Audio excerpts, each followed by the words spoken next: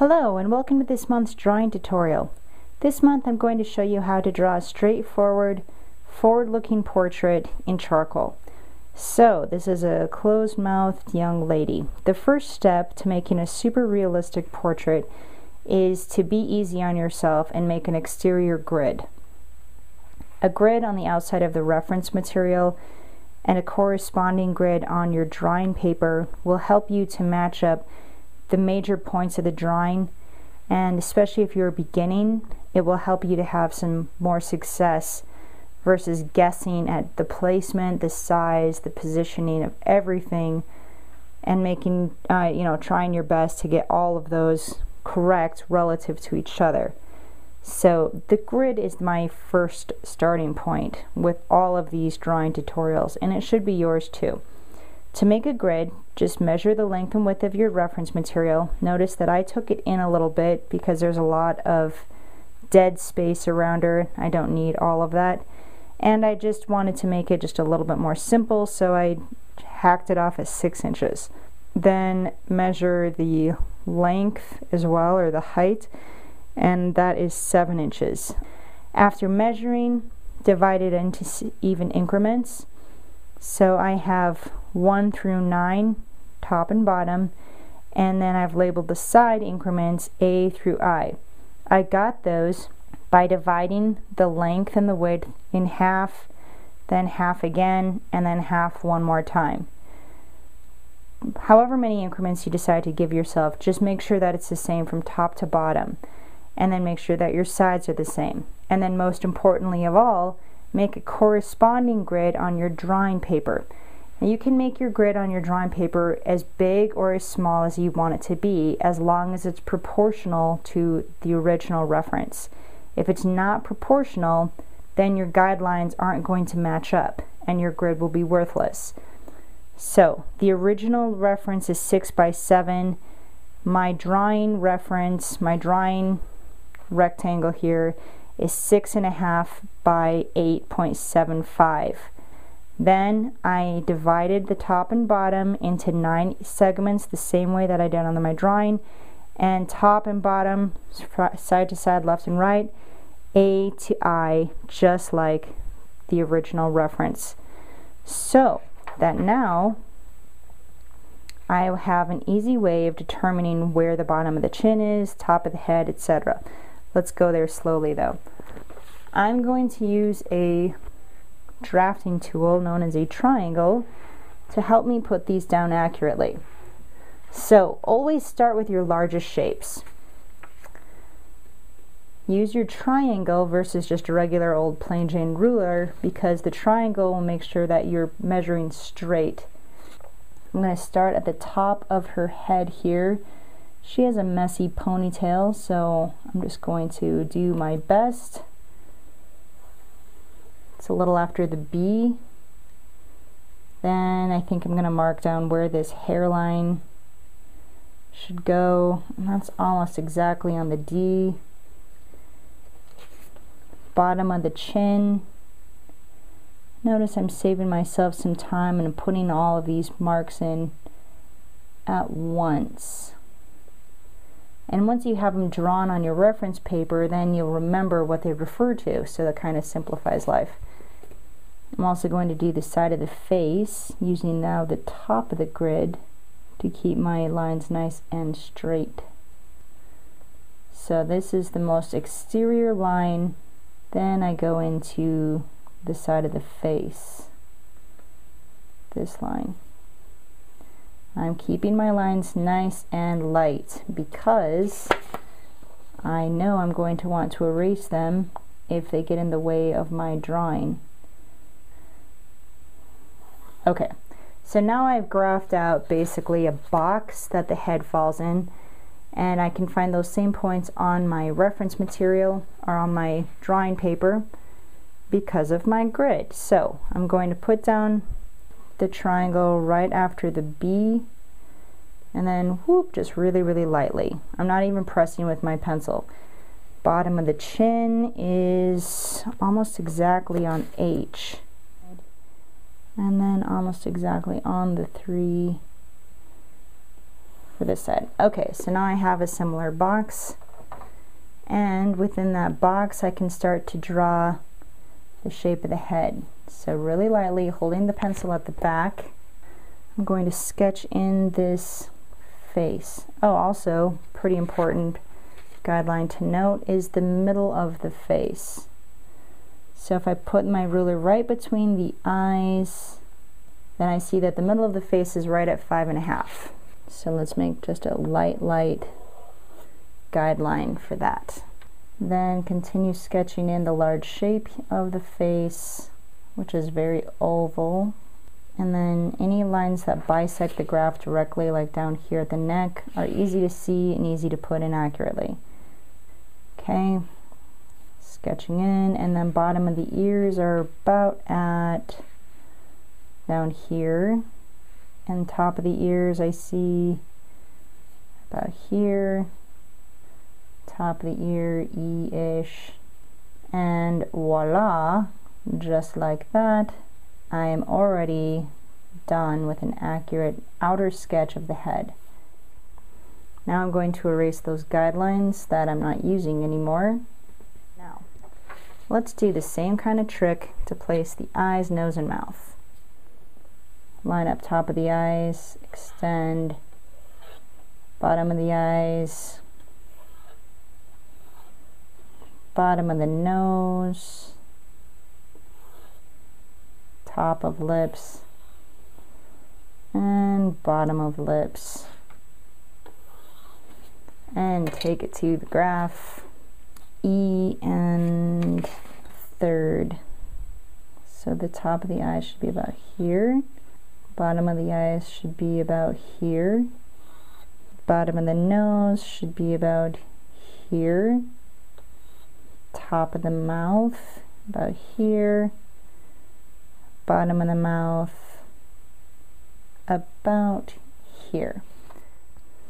Then you're just going to start sketching in those eyes and everything else, the features of the face within those guidelines that you've made for yourself. Notice how at the beginning it's very sketchy, but I can also, while I'm doing this step, keep in mind the other measurements that I see. So the corners of the mouth usually line up with the middle of the eyes. Her mouth is a little bit smaller than normal, so her corners of the mouth line up with more like the corners of the eye almost. See? Whoop. And the nostrils line up with the interior corners of the mouth. So I'm keeping those things in mind as I sketch this out. But even at this really rough place, if you do your work correctly, your face should look recognizable-ish even right now. So now I need to erase these guidelines, and then I need to do a long refining process. The refining process is where I always put in the brunt of the time on every portrait, because this is where you need to be the pickiest, and this is where your work is going to make the biggest difference. So be very picky with yourself, and as you refine, take your time. Always be looking at your reference material, and then just start to add the little details in the features, working up the entire portrait at about the same rate. So I'm not going to get my eyes really far along before I even touch the nose and the mouth.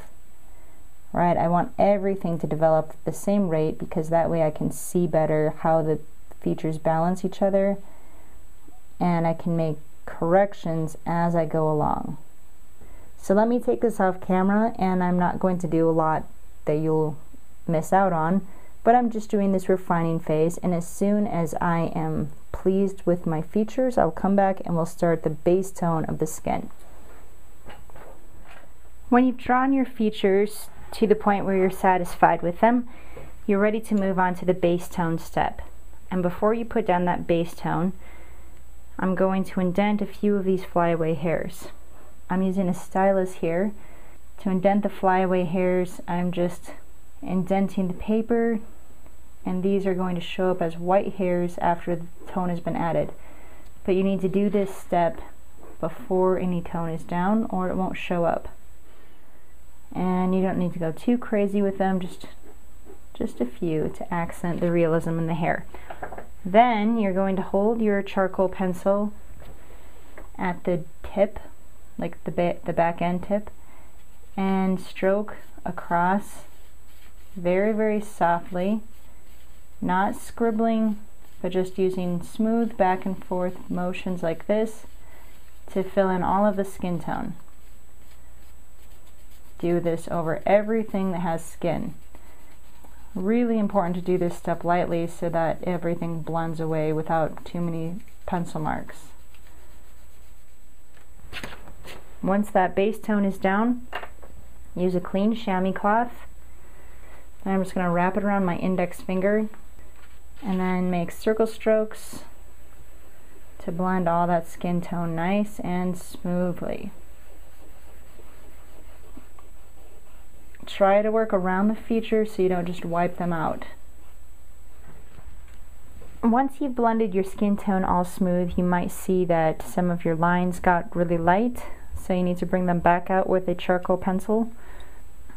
But don't focus on outlining, you're just trying to put down an indication of where the features go so that they don't get lost as you add more tone. So I'm just going to give little indicators here and there at the most important points, just so I don't lose the shape of those features. Then I can add a little bit of an indicator of where the eyebrows go as well. In the hair, I'm going to work similarly, but I'm going to focus on the darker parts of the hair, because after I put down some strokes with the side of my pencil like this, just focusing on the shadow shapes, but I'll use a stomp like this and then blend in the direction of the hair growth. In blending, I'm going to add just a little bit of tone to the highlight parts as well. So they will get darker, but not substantially darker. And we'll do more on the hair after a bit. But let me take you now to adding some shadow shapes to the face. So this is definitely the shadow side of the face. So I'm going to start by just looking for the shapes of the shadows that fall over all of the features and putting them down as nice, large, smooth shapes. I'm using the pencil on the side, holding it at the very back, not pressing down. So the hold on the pencil is really similar to what I did before, but this time I'm working in smaller areas and I'm squinting to see the shadow shapes that connect over all of the features. So I'm not trying to do it piecemeal, like shading just the lips, then just the nose, then the ears. Rather, I'm looking for those connecting shapes. And if you can focus on those and seeing the shadows all as one big piece, then you'll find that your realism is going to get a boost. Then I'm going to use a large stomp and sort of lightly circle stroke and wipe to accent the curves of the face where these shadows are falling. So here at the top of the forehead, I'm going back and forth like a little crescent moon. Then I'm going to switch to a circle stroke to move over into the shadows on this side of the face. And because my stomp is a little bit dirty, I can put down a lot of the shadows on the left side where it's more light struck without even using a pencil at all. So circle strokes in the cheeks here, circle stroke by the nose and the chin on the dark side, circle stroke to fill in the lips. And it may seem like I'm just smearing everything, but actually I'm paying close attention to the shapes of the shadow as I work, and I'm only accenting the shadows that I see. And then I'm going to circle stroke to fill in the shadow on the neck, and that goes up into this side of the cheek. Then I'm going to use my pencil and a kneaded eraser and clean up my edges. So in some places I did get a little bit too smeary, and I need to pull out the shapes again, like here on the nostril And I need to accent some of these lines again too. Like right here in the eye, darken up that pupil. And I can darken the ring around the iris and the upper edge of that fold. I can add some quick strokes for the eyebrows. And I can darken up in the darkest places on the features, like underneath the nostrils here, underneath the septum of the nose, and in the lips. The line between the lips is especially dark, and the upper lip is usually darker than the bottom lip. As you accent those darks, make sure that you are giving some different weight to your lines so that you have a nice contrast, some heavy dark lines and some lighter ones. Then after adding that second bit of tone, I'm going to go in with a smaller tortillon and work a little bit more on the individual features. But I'm doing it the same way. I'm circle stroking so that I'm blending out one edge of the line. That way it doesn't look like it's outlined, but I still get that good edge quality to the picture. Same thing in the eyes. I'm going to do some blending there, and I'm going to add some spokes to the iris and some shading in the corners of the eyelids.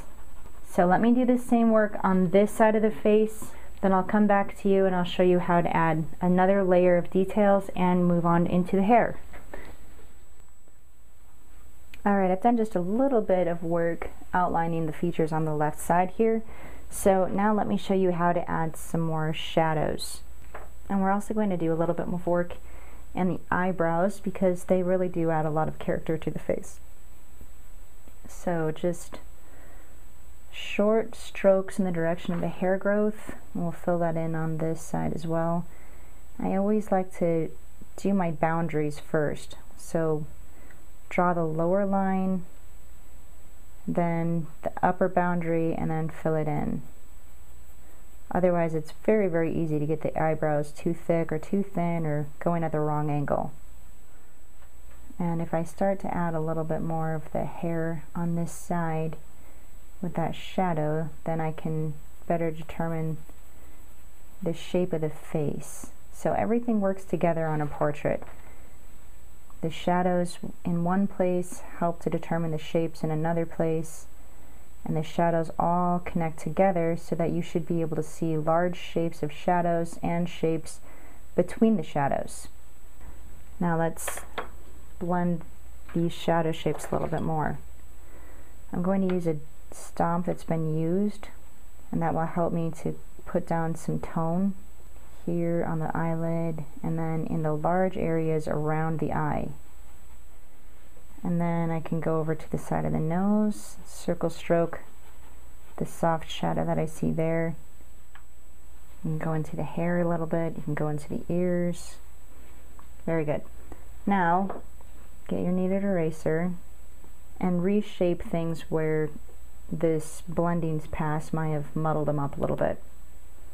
And right here at the edge of the chin I have a line of reflected light. So you just slice out a small little bit of a highlight right there. Then you're going to go in with your pencil and you can add some more details like eyelashes in the eye, darken the pupils. So as you move along and you get more of your details down, you're going to be adding details in with more care. So here's where you really choke up on the pencil and you're using the tip to add little lines in the lips like this, add those spokes in the iris of the eyes, really go in and darken under the nostril, all of those types of things. As the picture develops all together, I'm going to continually find places that need to be darker in contrast because more details are on the board and more tones are down. So I know that this shadow on the picture is extremely dark, especially compared to this one. On my drawing they were looking too close to the same, so now that I've added more shading I know that I need to bump this one up a level. And then also add some more detail in the hair. We're just going to look for the dark shadows on the hair, and then after putting some of those in, I can blend over the top and make them smoother. Let's see how I'm working in the direction of the hair growth. So I'm just referring to my reference material as I go along and trying to draw the shape of the hair the way that I see it. Pull out some highlights in that hairstyle. Okay, so let me push it forward doing these same techniques just a little bit more off camera, and it's really close to done. So I'll be coming back to you very soon, but I'm just going to be doing these same steps that you've seen me do all throughout the video. I'm just going to be doing those for about 20 more minutes, and then I'll come and show you the result. Here's the portrait after doing some more work. It's pretty much done. I could do some more stuff here in the hair, just softening up some of these dark areas and then pulling out a few more highlights. Then I can use my kneaded eraser and pull out some really light hairs that are crossing the other way. So I have some indented and some softer ones that are erased out like this, and that comes together to be a pretty effective look. Yeah, I think that's looking good. Anyway, that's as far as I'm going to take it for the purposes of our tutorial. So the last step here is going to be to take off the tape carefully so the paper doesn't tear. And that is our finished face forward portrait of a young lady. And you're going to be really pleased with your success, I'm sure of it. So that completes this month's drawing tutorial. I hope that you've learned some lessons that you can take with you, and I thank you so much for watching.